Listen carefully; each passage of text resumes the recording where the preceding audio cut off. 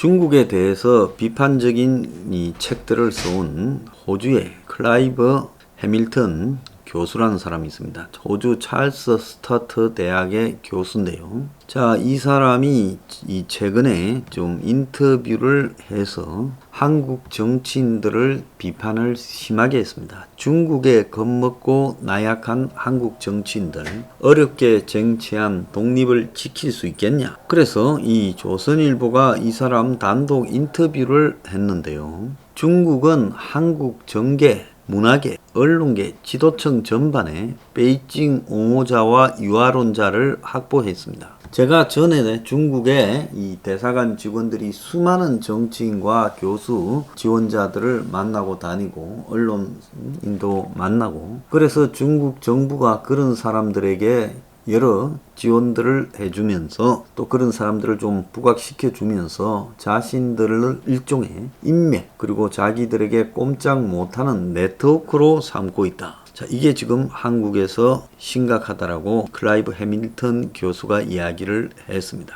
한국 재계는 베이징의 만족을 유일한 목표로 삼고 활동하는 강력한 이익 집단들이 있어요. 제가 박근혜 정부가 되자 말자 박의 첫 중국 방문을 기하로 해서 한국 재벌들이 엄청나게 박근혜 정권을 친중으로 몰고 가도록 하다가 나중에 천안문 광장 인민해방군 사열식에 올라가는 이런 어처구니 없는 사태까지 벌어졌고, 그것 때문에 미국과의 관계가 굉장히 악화됐다라는 이야기를 한 바가 있지요. 공산당은 한국에서 영향력 행사자는 물론 첩보 공작원들도 동원하고 있다. 지난달에 이 중국의 조용한 침공이라는 책을 낸 해밀턴 교수가 인터뷰를 했습니다. 중국 공산당이 30년 동안 해외에 자기 조직력, 영향력을 강화하기 위해서 어떤 작업을 해왔는가를 밝힌 책이에요. 자, 호주가 특히 중국의 공산당이 달라붙어서 호주 내부에 정치권, 또 언론, 교육계까지 수많은 네트워크들을 만들며 호주를 중국의 앞잡이 국가처럼 만들려고 하다가 이 간첩망이 터지고 하면서 호주가 발칵 뒤집어지고 반중으로 돌아서게 됐지요. 그래서 이 책은 2018년에 출간된 후에 호주와 미국의 대중국 전략 수정을 가져왔고 유명 언론의 추천을 받았습니다. 자, 해밀턴 교수는 영국 서섹스 대학에서 한국의 자본주의적 산업화라는 주제로 박사 학위를 받아서 한국과도 인연이 깊고 한국의 경제 문제도 잘 알고 있다고 합니다. 근데 이 사람이 하는 이야기가 한국 정치 지도층은 지레 겁을 먹고 중국과 미국 사이에 전략적 모성이라는 나약한 태도를 유지하고 있고, 한국 정부가 중국과 긴밀한 관계를 유지하면서 한국의 독립을 지킬 수 있다고 생각한다면 그거는 위험한 도박이다라고 말을 하고, 미국 오바마 행정부에서 중국 정책을 책임졌던 미국의 저명한 진보주의자들도 이제야 중국의 진정한 본질과 야망이 무엇인지를 깨닫고 있다. 한국도 눈을 떠야 되고 중국의 본질과 야망을 깨닫지 못하면 한국은 위험하다. 그런데 현재 한국 문정부에서 민주주의와 인권을 옹호하려는 의지를 찾아보기가 어렵다고 말을 하고 있고, 상하이밍 주한 중국 대사는 미국과의 협력을 강화해야 된다라는 윤석열을 최근 인터뷰에서 이해할 수 없다는 표현을 써가면서 공개 반박을 했습니다. 자, 대선 주자인 윤석열 검찰총장이 중앙일보하고 한 인터뷰에서 사드 배치 철회를 주장하려면 자국이 국경 근처에 배치한 장거리 레이더를 먼저 철수해야 된다고 7월 14일자 언론에서 말을 했죠. 그러니 싱하이밍 중국 대사가 중앙일보에 글을 보내왔어요. 천하의 대세는 따라야 창성하다는 말이 있다. 시금방을 떨고 자빠졌네. 중국은 이미 5억 명에 가까운 중산층 인구가 있고 향후 10년간 22조 달러 규모의 상품을 수입할 계획이다. 중화무역액은 이미 한미, 한일, 그리고 한EU 간 무역액을 합한 만큼 되고 있다. 중국은 전 세계에서 규모가 가장 크고 빠르게 성장하고 있는 직접 회로 시장으로 전 세계 시장에서 차지하는 비중이 50%에 이른다. 한국은 약 80%의 메모리 반도체를 중국에 수출하고 있다.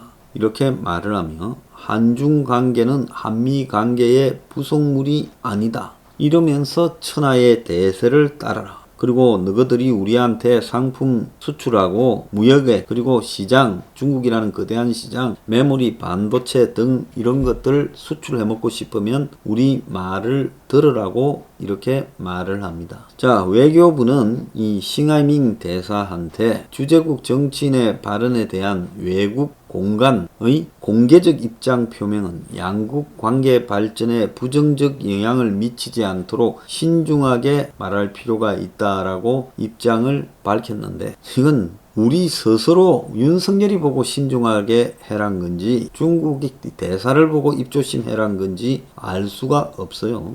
자, 과거에 보면 명나라 사신들이 행포가 극심해서 조선 초반부터 환관으로 쓰게 고자 60명을 보내라 이렇게까지 이야기를 했다는 거예요. 자, 그래서 아주 웃기는 요구들을 중국이 해서 왕이 눈물을 흘렸다라는 이야기도 있고, 임진왜란 때는 유성룡이 직접 수집한 정보를 가지고 이여송이라는 명나라의 장수가 싸우지도 않고 후퇴하면 되느냐고 이 반박을 하니까 이여송의 부하들이 유성룡 일행을 발로 차면서 위협을 했다는 겁니다.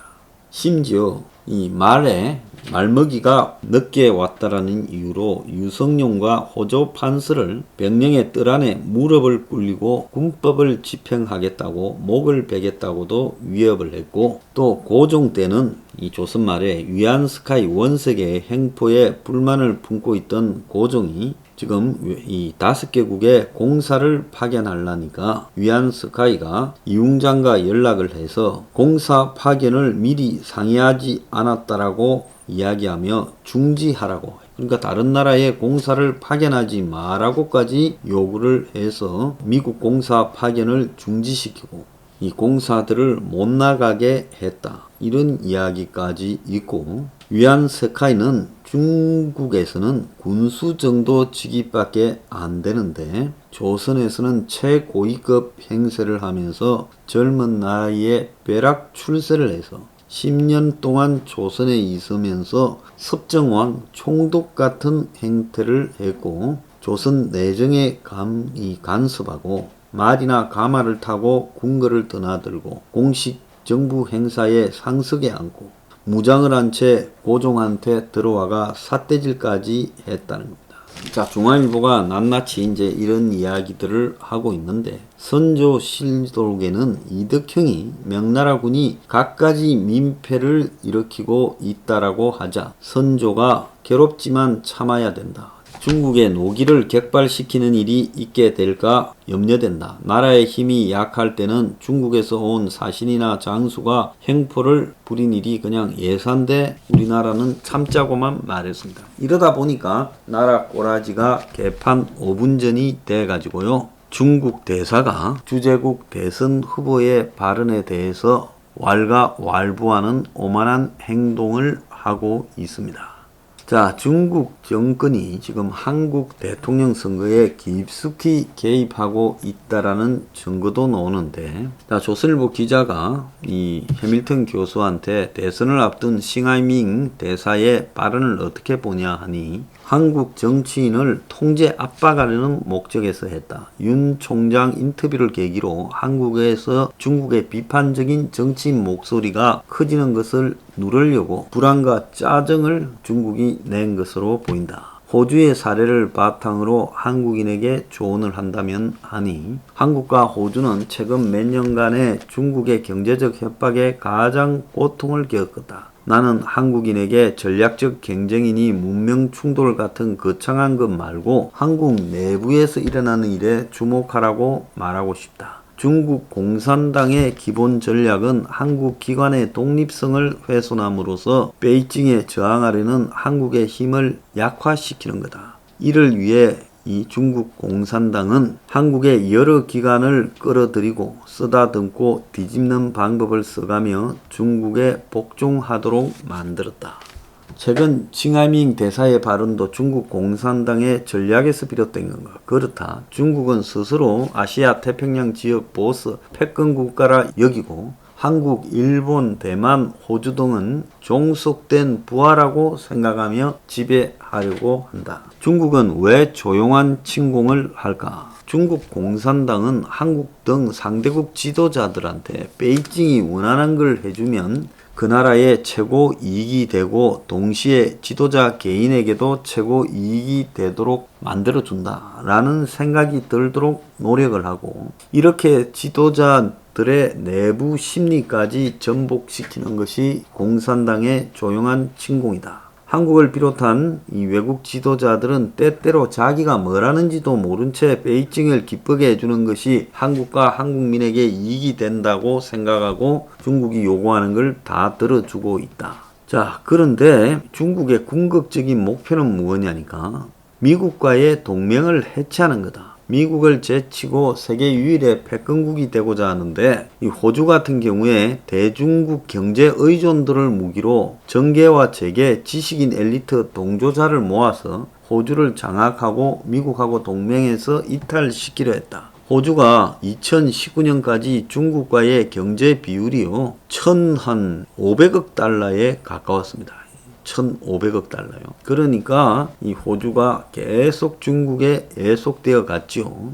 중국은 경제적 협박의 명수라고 하는데, 아니 중국 공산당은 경제적 협박을 아주 잔인하게 하고 있다. 최근 15개월 동안 호주산 수입품에 대해 무역 금수 조치를 내렸다. 호주 정부가 더 이상 중국 정부에 굴복하지 않자 화를 내며 복수하고 있다. 베이징은 한미 동맹을 악화시키지 않는 한 한국을 지배할 수 없다는 사실을 잘 알고 있고, 그래서 경제적 협박 카드로 한국의 정치적 양보 굴종을 받아내려고 한다. 중국 공산당의 진짜 모습은 뭐냐니, 시진핑이가 지난 7월 1일 창당 기념식에서 중국은 평화를 사랑하는 나라라 그러면서 중국을 복속시키려고 하는 나라는 강철 같은 만리장성의 벽에 머리를 부딪혀 피를 흘리게 될 것이다 라고 말하며, 중국의 늑대 외교관들은 지금도 상대국을 협박하고 욕하고 벌주고 있다. 중국이 진짜 평화를 사랑하는 나라이냐, 아니면 머리에 피를 흘리게 만드는 나라이냐. 미국도 호주에 조용한 침공을 하지 않나. 미국 공서로 호주 주권이 침해된다는 말이 있다. 왜 중국에 대해서만 문제를 삼나. 보수 언론 기자 질문하는 꼬라지 한번 보세요.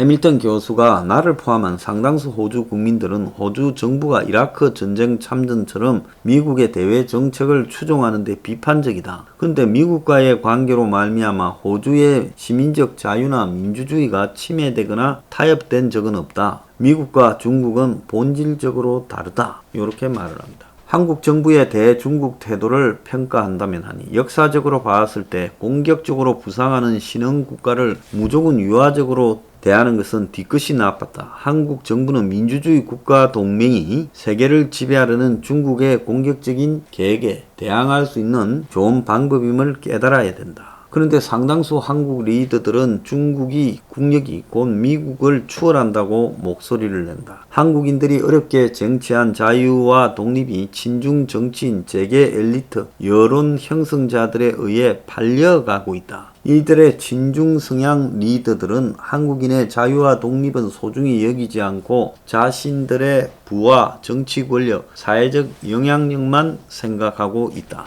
자, 그래서 앞으로 한국인들은 어떻게 대응해야 하냐니까, 주권 국가로서 독립을 얼마나 중요시하게 생각하는지 결정해야 된다. 만약 대답이 별로라면 중국의 돈을 받아먹고 계속 굽신거리면 된다.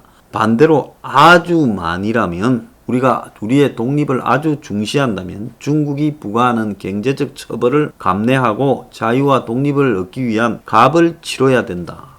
중국이 최근 한국 문화 역사까지 공격을 하는데 하니 고유한 역사와 문화를 가진 한국에 대해서 중국이 영화 TV 산업까지 미묘하게 영향을 미치고 베이징은 중국인 투자자와 거대 중국 시장을 미끼로 한국 관련 스토리를 검열하고 중국과 중국 공산당을 바라보는 세계의 인식을 바꾸려는 선전에 입각해 이 역사를 왜곡하고 있다. 한국의 반일 감정은 높지만 반중 감정은 약하다니 한국인들이 오늘날 중국의 위구르 탄압 같은 문제에 둔감하고 70년도 더 지난 과거 전쟁 범죄에 대해서는 매우 민감하다. 즉 일본의 위안부 문제는 민감하다는 거예요. 이런 게 놀랍다는 거죠. 진실은 동북아를 지배하려는 중국의 야망을 견제할 수 있는 한국의 동맹이 일본이라는 점이다. 중국 공산당은 한국 내부의 반일 감정을 격화시키기 위해 적극적으로 움직이고 한국 내 일부 반일 민족주의 단체들이 공산당의 통제를 받고 있다. 자, 책 출판이 어려웠는데 하니 호주의 유력 정치인들이 중국의 정치 자금을 받는 걸 충격을 받으며 목격하고 2016년 11월부터 집필을 시작했고 출판사에 보냈는데 내 책을 8권이나 낸 출판사가 중국 보복을 두려워해 작업을 거부했고 멜버른에 있는 작은 출판사가 용기를 내서 책이 나올 수 있었다. 내가 호주에서 미국의 조용한 침공에 대한 책을 썼다면 호주 출판사들이 워싱턴으로부터 보복을 두려워해서 출판을 거부했을까? 절대 그런 일은 없었을 거다. 자유를 인정하는 미국과 그렇지 않은 중국의 근본적인 차이를 보여준다. 자, 굉장히 중요한 이야기죠.